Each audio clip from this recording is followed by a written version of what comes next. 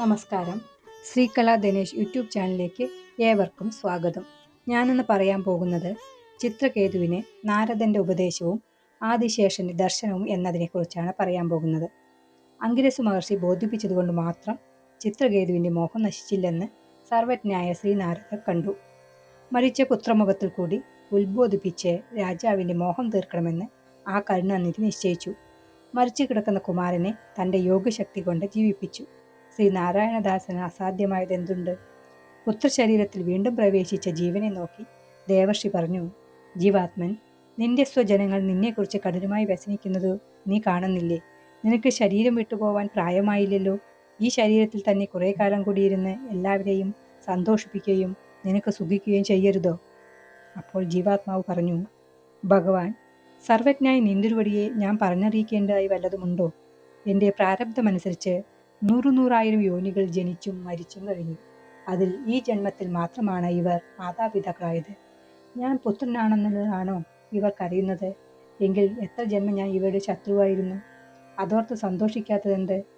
എല്ലാവരും ഓരോരോ ജന്മങ്ങളിൽ ബന്ധു, ശത്രു ഇത്യാദിയായി എത്രയോ പ്രാവശ്യം ചേർന്നിരിക്കാം. കൊടുത്തു വാങ്ങുന്ന നാണയങ്ങളെപ്പോലെ ജീവാത്മാവ് അമ്മ, അച്ഛൻ, പുത്രൻ മുതലായ പലരിലും പ്രവേശിക്കുന്നു, വിട്ടുപോകുന്നു. നാണയങ്ങൾക്ക് ഒരിക്കലും നാശമില്ല. എന്നാൽ അവയ്ക്ക് ഓരോരുത്തരോടുമുള്ള സംബന്ധം അവ കൈവശമുള്ള കാലത്തോളമേ ഉള്ളൂ.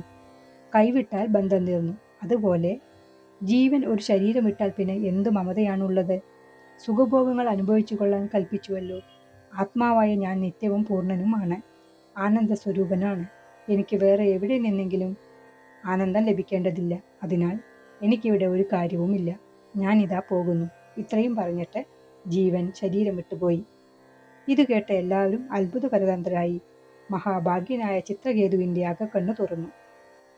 ദേഹകളപുത്രാദികളിലുള്ള സ്നേഹപാശം ഛിന്നഭിന്നമായി. പ്രശാന്ത മാനസനായി കുമാരന്റെ ശേഷക്രിയ ചെയ്തു. ബാലന് വിഷം കൊടുത്ത സപത്നിമാർ അവിടെ നടന്നതെല്ലാം ശ്രദ്ധിച്ചു. അവർ പേടിച്ച് കുറ്റം പരസ്യമായി ഏറ്റുപറഞ്ഞു. ബാലഹത്യാ പാപം തീരാൻ വേറെ പ്രായശ്ചിത്തങ്ങളും ചെയ്തു. ചിത്രകേതു ചേറ്റുവെള്ളത്തിൽ നിന്നും കരകയറിയ ഗജവീരനെ പോലെ ഗൃഹമാകുന്ന പൊട്ടക്കിണറ്റിൽ നിന്നും എന്നേക്കുമായി കരകയറി. കാളിന്തിയിൽ സ്നാനം ചെയ്തു വന്ന് മഹർഷിമാരെ വീണ് നമസ്കരിച്ചു.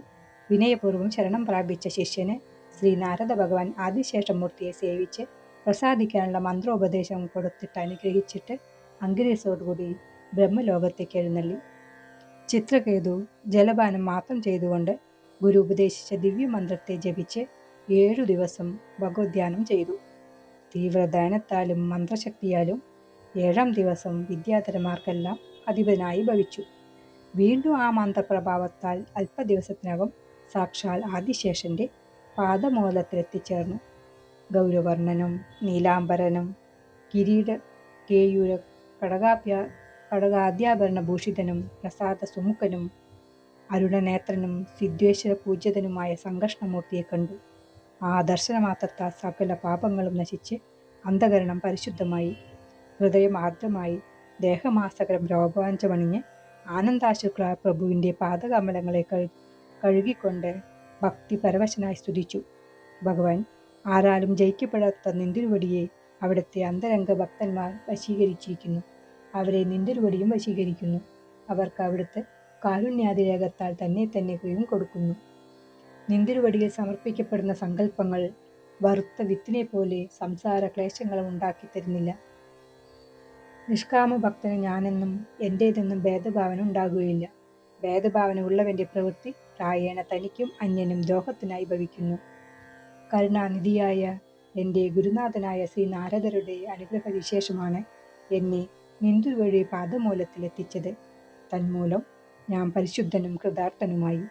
ഭഗവാനും പരമഹംസനുമായ നിന്തിരുവടിക്ക് നമസ്കാരം. ചിത്രകേതുവിൽ സന്തുഷ്ടനായ ഭഗവാൻ അരുളി ചെയ്തു, ശ്രീ നാരദരുടെയും അംഗിരസരുടെയും ഉപദേശം കൊണ്ടും എൻ്റെ ദർശനലാഭം കൊണ്ടും നീ സിദ്ധനായി കഴിഞ്ഞു. ഇനി എൻ്റെ ഉപദേശം സ്വീകരിച്ചുകൊള്ളുക. സമസ്ത ഭൂതങ്ങളിലും അവയിൽ അവസാനിക്കുന്ന ചൈതന്യവും എല്ലാറ്റിനും അധിഷ്ഠാനവും ഞാൻ തന്നെയാണ്. എന്നാൽ എനിക്ക് അവയുമായി സംബന്ധമില്ല. ഞാൻ കേവലം ദ്രഷ്ടാവ് മാത്രമാണ്. ഈ യാഥാർത്ഥ്യത്തെ മറന്നതിനാലാണ് ജീവന് സംസാര ഭയമുണ്ടാകുന്നത്. വിഷയസുഖം എല്ലാ പ്രാണികൾക്കും ഉണ്ടല്ലോ. അതിന് ഉത്തമമായ മനുഷ്യജന്മം വേണമോ? വിവേകിയായ മനുഷ്യന് മാത്രമേ ആത്മജ്ഞാനം ലഭിക്കുകയുള്ളൂ.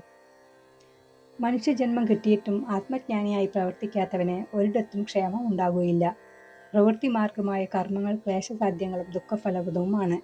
നേരെ മറിച്ച് നിവൃത്തിധർമ്മം അഭയത്തെ തരുന്നു. ഇതറിഞ്ഞ് വിവേകി എല്ലാ സങ്കല്പങ്ങളിൽ നിന്നും വിരമിച്ച് എൻ്റെ ഭജനത്തിൽ മാത്രം ശ്രദ്ധിക്കണം. മുമുക്ഷു അറിയേണ്ടത് ഇത്രമാത്രമേയുള്ളൂ.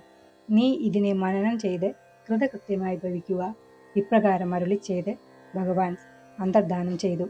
ഇതുപോലെയുള്ള ഭാഗവത കഥകൾ കേൾക്കണമെങ്കിൽ ചാനൽ ഒന്ന് സബ്സ്ക്രൈബ് ചെയ്യണേ. നന്ദി, നമസ്കാരം.